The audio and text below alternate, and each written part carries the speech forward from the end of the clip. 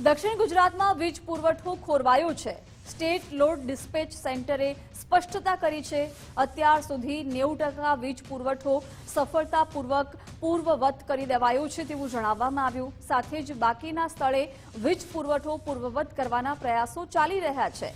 Technical ખામીને લીધે બપોરે 2:50 કલાકે વીજ પુરવઠો ખોરવાયો હતો। દક્ષિણ ગુજરાતમાં અચાનક જ 4000 મેગાવોટ લોડ ડ્રોપ થયો હતો, જેના લીધે સિસ્ટમમાંથી અનેક લોડ થ્રો ઓફ થયા।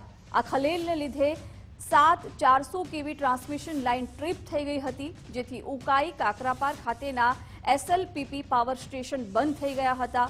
વીજ પુરવઠો પુનઃ સ્થાપિત કરવા માટેના પગલાં લેવામાં આવી રહ્યા છે। સાથે જ પ્રાથમિકતાના ધોરણે તાત્કાલિક પગલાં લેવામાં આવ્યા હોવાનું પણ એસએલડીસીએ જણાવ્યું છે। સાથે જ મોડી સાંજ સુધી સંપૂર્ણપણે સ્થિતિ સ્થિર થઈ જવાની અપેક્ષા હોવાનું પણ કહ્યું। તારાપુર એટોમિક પ્લાન્ટ અને એસએલપીપી યુનિટ પુનઃ સ્થાપિત કરવામાં આવ્યા છે। ઉકાઈ થર્મલ યુનિટ ટૂંક સમયમાં પુનઃ સ્થાપિત કરવામાં આવશે।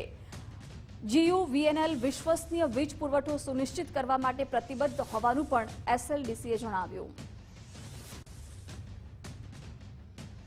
દક્ષિણ ગુજરાતના 4 જિલ્લામાં વીજળી ગુલ થઈ। રાજ્ય શિક્ષણ મંત્રી પ્રફુલભાઈ પાનસેરિયાએ નિવેદન આપ્યું। કહ્યું કે ટેકનિકલ ખામીના કારણે સમસ્યા ઉદ્ભવી હતી।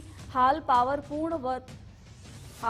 પૂર્વવત થઈ ચૂક્યો છે તેવું પ્રફુલ પાનસેરિયાએ જણાવ્યું। ઇન્ડસ્ટ્રીયલ વિસ્તારોમાં પણ પાવર શરૂ થવા જઈ રહ્યો છે। ટૂંક સમયમાં જ તમામ સ્થળો પર વીજ પુરવઠો શરૂ થઈ જશે। તમામ ટેકનિકલ ટીમ કામે લાગી ગઈ છે। વીજળીનો ખૂબ મોટો એકી સાથે કાપ થયો। ટેકનિકલ કારણેસર અને ઉનાળાના વધુ ઉપયોગના હિસાબે કંઈક ટેકનિકલ ખામી સર્જાઈ હતી, પરંતુ અત્યારે લગભગ પાવર પુનઃ શરૂ થઈ ચૂક્યો છે। ઇન્ડસ્ટ્રીયલ વિભાગની અંદર પણ શરૂ થવા જઈ રહ્યો છે। હમણાં જ SMS આવ્યો DGVCL દ્વારા 7:30 સુધીમાં બધી જ જગ્યાએ દક્ષિણ ઝોનમાં પાવર શરૂ થઈ જશે, કારણ કે ઉનાળાના સમયની અંદર આટલું મોટું ભંગાણ પડ્યું છે અને એ બાબતમાં તમામ ટીમો અને એજન્સીઓ કામે લાગી છે। પૂર્વરત પાવર થઈ ચૂક્યો।